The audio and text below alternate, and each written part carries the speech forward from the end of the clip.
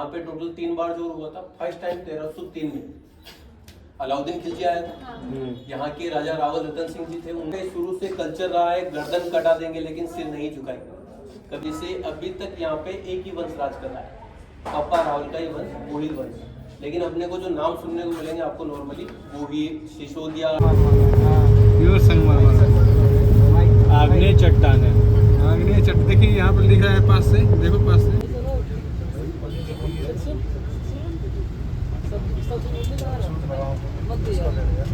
भाई हम लोग चित्तौड़गढ़ के किले में आ गए हैं और हम लोग बस में 12 थोड़ी देर में उतरेंगे।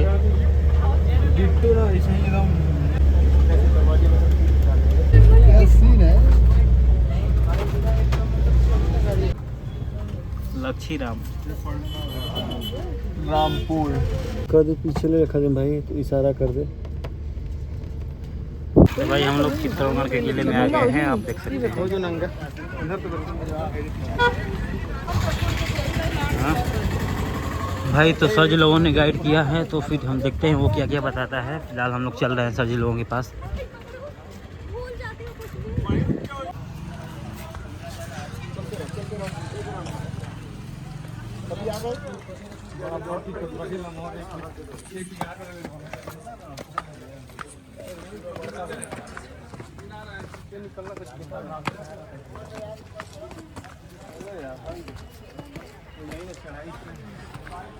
देखो कितना ऊपर है, इससे अंदर लगा सकते हैं आप लोग, बहुत ऊपर है। चलो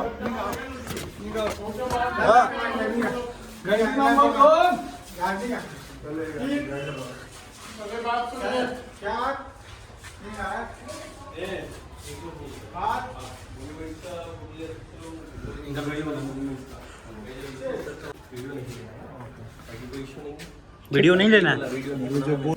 सेकंड नंबर पे आता है कुंभलगढ़ फोर्ट का, जो 36 किलोमीटर का, जो भारत का सबसे लंबा जो स्पाइरल बना हुआ है। और थर्ड नंबर पे आता है चित्तौड़ फोर्ट का वो, जो पूरा 700 एकड़ एरिया को कवर करता है। तो ये जो फोर्ट है आज से 1300 साल पहले 7th सेंचुरी में चित्रांगद मौर्य ने बिल्ड किया। चंद्रगुप्त मौर्य का नाम सुना? उन्हीं के वंशज थे चित्रांगद मौर्य, उन्होंने इसे बिल्ड किया था। तो उनके नाम से इस फोर्ट का नाम था चित्रकूट। चित्रकूट एक उधर भी है ना, तो चित्रकूट इसका नाम था। चित्रकूट का अपभ्रंश होते होते इसका नाम पड़ा चित्तौड़गढ़। 7 to 8 सेंचुरी यहाँ पे मौर्य डायनेस्टी रूल करती है। 8 सेंचुरी के अंदर गुजरात से एक कालभोर नामक व्यक्ति होते हैं, वो उदयपुर आते हैं। उदयपुर में एकलिंगनाथ जी का मंदिर है, शिव जी का, उनकी पूजा अर्चना करते थे। तो उनके गुरु के आशीर्वाद से वो चित्तौड़ आए और यहाँ के जो राजा थे उस समय मान मौर्य, उन्हें हराया और यहाँ की राजगद्दी दी। यहाँ की राजगद्दी बैठे तो उस समय अफगानों के अटैक कंटिन्यू होते थे, जनता उनसे परेशान रहती थी। तो उन्होंने फर्स्ट वर्क किया, उन अफगानों को यहाँ से खदेड़ फेंका, उनके अटैक्स परमानेंट बंद किए। तो जनता खुश होकर के अपने पिता तुल्य रिस्पेक्ट देने लगी और सम्मान देते हुए नाम दिया बप्पा, लाइक फादर, जिन्हें आज अपन बप्पा रावल के नाम से जानते हैं। Founder of Mewar, real name कालभूर। बप्पा रावल वो शख्सियत थे जिन्होंने अफगानों को तो यहाँ से भगाए, उनके क्षेत्र में भी जाके युद्ध किए थे। ईरान, इराक, काबुल, कांधार, गजनी, ये सारे क्षेत्र उस समय उन्होंने जीते थे। अब कोई भी अफगानी अपने भारत में इंटर ना कर सके, इसीलिए सिंध प्रांत क्या होता है, अफगान, सिंध और भारत। अभी क्या है, अफगान, पाकिस्तान और भारत, तो उधर से ही वो आते थे। तो सिंध प्रांत में एक सेना की टुकड़ी हमेशा के लिए लगाई। सिंध प्रांत में वो सेना की टुकड़ी लगाई तो वहाँ के जो लोकल लोग थे उस जगह को कहने लगे बप्पा रावल के नाम से रावल का पिंड। रावल का पिंड से उस जगह का नाम पड़ा रावलपिंडी, जो भी पाकिस्तान में। वो 8th सेंचुरी में बप्पा रावल ने बसाया हुआ शहर। बप्पा रावल ने यहाँ पे गोहिल डायनेस्टी का स्थापना की, गोहिल वंश। उनके बाद जो बड़े बड़े नाम सुनते हो यहाँ पे, जैसे रावल रतन सिंह जी, राणा कुंभा, राणा सांगा, राणा उदय सिंह जी, महाराणा प्रताप, राणा अमर सिंह जी, राणा उदय सिंह जी, और यहाँ तक कि अभी भी उदयपुर के अंदर यहाँ के राजा रहते हैं, विश्वराज सिंह जी और लक्षराज सिंह। तो 8वीं शताब्दी से अभी तक यहाँ पे एक ही वंश राज कर रहा है, पप्पा रावल का ही वंश, गोहिल वंश। लेकिन अपने को जो नाम सुनने को मिलेंगे आपको नॉर्मली गोहिल, सिसोदिया, शक्तावत, चुंडावत, राणावत, ये नाम आपको सुनने को मिलते हैं। ये इनके सब डिविजन हैं। जैसे महाराणा प्रताप के भाई थे शक्ति सिंह जी, उनके जो बेटे हुए वो शक्तावत कहलाने लगे, शक्ति से शक्तावत। सिसोद गांव का सामंत आकर के वापस से आधिपत्य करता है यहाँ पे, तो सिसोद गांव से आया था तो नाम के पीछे लगाने लगा सिसोदिया। इसी प्रकार यहाँ पे एक राजा राणा चुंडा रहे थे, उनके जो बेटे हुए वो चुंडावत कहलाने लगे, तो इनके सब डिवीजन से, बट मेन डायनेस्टी यहाँ पे शुरू से कल्चर रहा है गर्दन कटा देंगे लेकिन सिर नहीं झुकाएंगे, कभी किसी के सामने सरेंडर नहीं किया। तो अफगान वाला अटैक करता था, अफगान वाले आते थे बाद में, दिल्ली जाने का रास्ता यही है। और इधर दिल्ली वाले जब गुजरात या मध्य प्रदेश जाते हैं तो मिड सेंटर में आता है मेवाड़, यहाँ से होकर ही जाना है। गुजरात जाओगे या दिल्ली से गुजरात, गुजरात टू दिल्ली, या फिर दिल्ली से एमपी मध्य प्रदेश। अभी 22 किलोमीटर 20 किलोमीटर आगे जाओगे इधर मध्य प्रदेश स्टार्ट हो जाता है, तो बॉर्डर एरिया, तो यहाँ से ही जाके उन्होंने, जैसे अभी अपन रोड पे चलते हैं टोल टैक्स पे करते हैं, है ना, इसी प्रकार से एक राजा के क्षेत्र से दूसरे राजा के क्षेत्र में जाने पे टैक्स पे करना पड़ता है।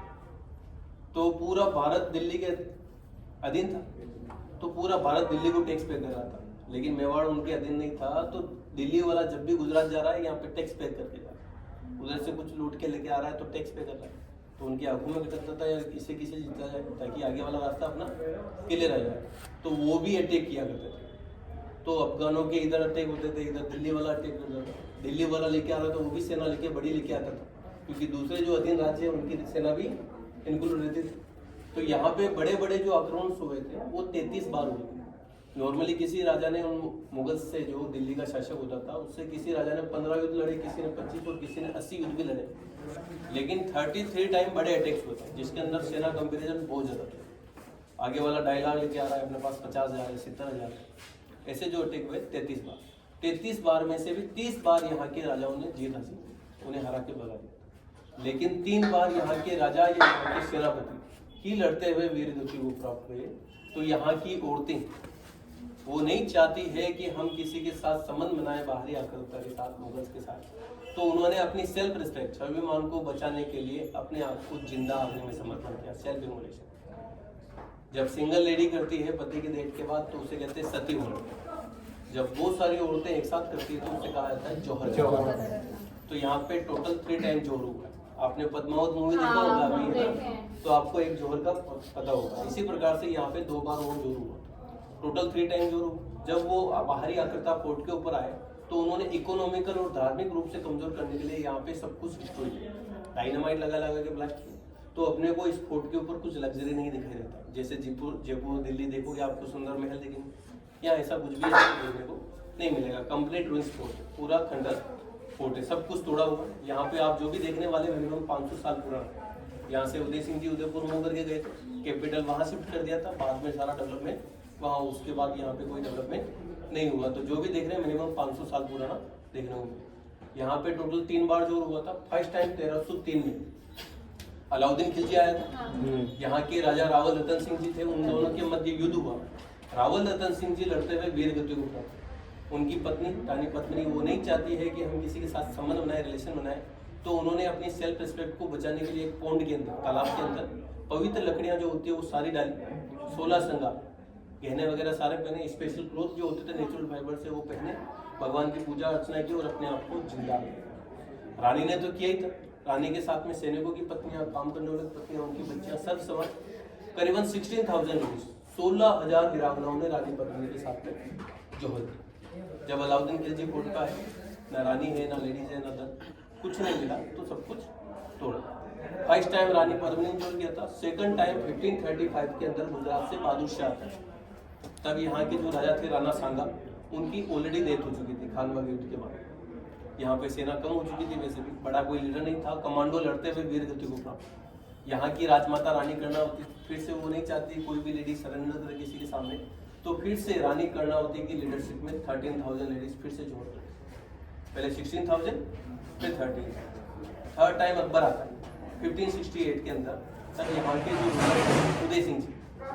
उदय सिंह जी के सेनापति थे जमल जी राठौड़ और फताजी सिसोदिया। उन दोनों कमांडों ने उदय सिंह जी को समझाया कि अगर आज आपकी डेथ हो जाती है तो यहाँ की प्रजा अनाथ हो जाएगी, इनके पास कोई ऑप्शन नहीं रहेगा, अभी अपने पास सेना बहुत कम है, तो आपको मूव कर जाना चाहिए, ताकि आपके जीवित रहोगे तो प्रजा को उम्मीद रहेगी, तो अंतिम समय तक लड़ेगी, और आप जीवित रहोगे तो कभी कभी इनको सुरक्षा दे ही पाओगे। तो उनके समझाने पर उदय सिंह जी यहाँ से उदयपुर की ओर शिफ्ट। उदयपुर को उदय सिंह जी ने ही बसाया था, तो उनके नाम पे उदयपुर रखा गया। बाद में कैपिटल भी वहाँ शिफ्ट कर। उदय सिंह जी के साथ में उनकी परिवार, बच्चे, पत्नी सारे चले गए। यहाँ पे टोटल 40,000 सैनिक थे, उनमें से भी 10,000 सैनिक उनके साथ चले। अब 30,000 सैनिक चाहिए। अकबर जो सेना लेके आया था 1,80,000 की आर्मी लेके आया। अब 30,000 1,80,000 क्लियर है, जीत पॉसिबल नहीं हो पाई। लेडीज भी इंक्लूड होगी तो भी नहीं जीत पाई। तो यहाँ की औरतें इस बार रानी जा चुकी थी, तो कमांडो की वाइफ जयमल फत्ता में से फत्ताजी सिसोदिया की पत्नी फूल कंवर बाई, उनके नेतृत्व में फिर से 7 से 8,000 वीरांगनाएं यहाँ पे जोहर करती। तो पहले 16,000, फिर 13,000, फिर 7 से 8,000, टोटल 36,000 वीरांगनाएं जोहर करती। तो सिर्फ वीरों का ही नहीं, वीरांगनाओं का भी बहुत बड़ा योगदान रहा है इस भूमि को बचाने के लिए, सुरक्षा करने के लिए। तो उन वीरांगनाओं ने अपने आप को जिंदा अग्नि में समर्पण कर दिया था। तो आगे अपन जोहर स्थल भी देखेंगे, जहाँ पे मैं आपको बताऊंगा जोहर उन लेडीज ने जो जोहर किया था वो जोहर स्थल।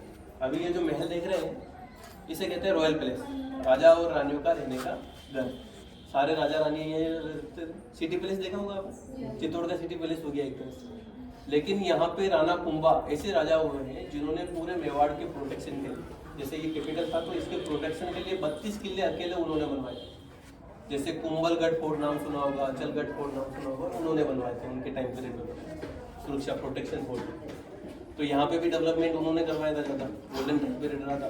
तो भारत सरकार का रोल होता है जो डेवलपमेंट करेगा उसे भी करेगा। तो अभी इस महल को नाम दिया हुआ है कुंभा महल। अभी बाहर चढ़ते हुए आपने बोर्ड देखा होगा, तो वहाँ पे कुंभा महल नाम लिखा हुआ है। इधर से स्लोप से एंट्री की अपन, इसका एंट्रेंस मेन एंट्रेंस नहीं बचा। इधर से हॉर्स का एंट्री, घोड़े आते थे। यहाँ के राजा सन डायनेस्टी से होते थे, सूर्यवंशी राजा। तो सूर्य की पूजा अर्चना करने के बाद पहले सूर्य की पूजा अर्चना करते थे। सूर्य भगवान के रथ में 7 गो हॉर्स होते थे। तो यहाँ के राजा भी 7 नंबर लग के मना करते थे, तो 7 नंबर ज़्यादा इंक्लूड करते थे। जैसे 7 गेट यूज किया था। युद्ध के मैदान में उनकी पावर होती थी घोड़े, सैनिक और घोड़े। तो घोड़े को भी युद्ध में ले जाने से पहले पूजा अर्चना होती थी। तो इधर से 7 हॉर्स की एंट्री होती थी और 7 पिलर बने हुए थे। एक बार ऐसे 7 पिलर बने हुए हैं। यहाँ पे 7 घोड़े को बांधा जाता था, 7 घोड़ों को, और उनकी पूजा अर्चना की जाती। तो इसे कहते हैं अस्तबल या स्टेबल। तो ये घोड़े बांधने का इस्तेमाल होता था। घोड़े बांधते थे, उनकी पूजा अर्चना किया। आगे भाई ने अद्भुत कहानी सुनाई।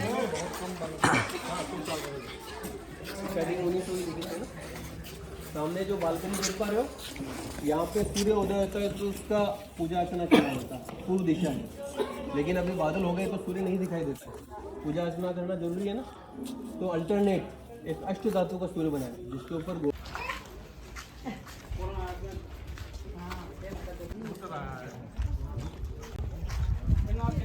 कमजोर करने के लिए, ताकि झुक जाए, सरेंडर हो। यहाँ के राजा तो भी उनकी किसी के सामने सरेंडर नहीं हुए। तो 3 फ्लोर का बिल्डिंग। मीराबाई का, संत मीराबाई नाम सुनो ना, मीराबाई श्री कृष्ण की पूजा वो मीराबाई का महल। मीराबाई जो थे वो मारवाड़ से थे। राजस्थान 2 पार्टों में बड़े 2 पार्टों में डिवाइड है, मेवाड़ और मारवाड़। बेटा शिशु देखभाल कक्ष, बेबी केयर रूम, इसमें सभी रानियों के शिशुओं का देखभाल होता था। ठीक है, देख लीजिए। बोल रहा कि रानी पद्मावती जहाँ नहाने जाती थी वहाँ देखने जा रहे हैं। अरे वो मंदिर वाला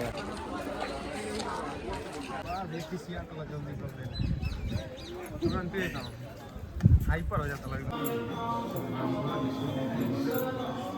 वापस गिर जाएगा। तो गर्म हवा आएगी, पानी को टच करेगी, पानी की बूंदें हवा टच होगी, क्रॉस करेगी, महल पूरा ठंडा और सुगंधित। तो 13th सेंचुरी का पहला जल महल देख पा रहे हो, यानी भारत का पहला जल महल। इसको देखकर बड़े बड़े बनाए। इसी के सामने जो बिल्डिंग दिखाई दे रही है वो कमांडो, इनके जो सेनापति थे गोरा बादल, उनका रहने का बिल्डिंग था, उनका रहने का बिल्डिंग। तो ये पहला जल महल देख पा रहे हो। रानी सिर्फ 4 महीने यहाँ रहती थी। बाकी मैंने आप कहीं पहले भी बोला था, रानी पद्मिनी का वहाँ 8 महीने वहाँ रहती थी और 4 महीने यहाँ रहती थी, ओनली फॉर समर। तो ये रानी पद्मिनी का जल महल देखा। तो भाई ये रही अरावली पर्वत।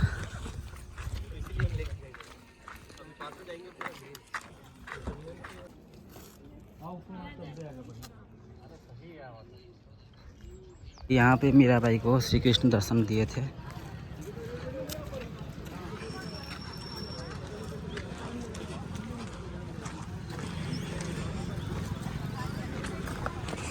इसी मंदिर में दर्शन दिए थे।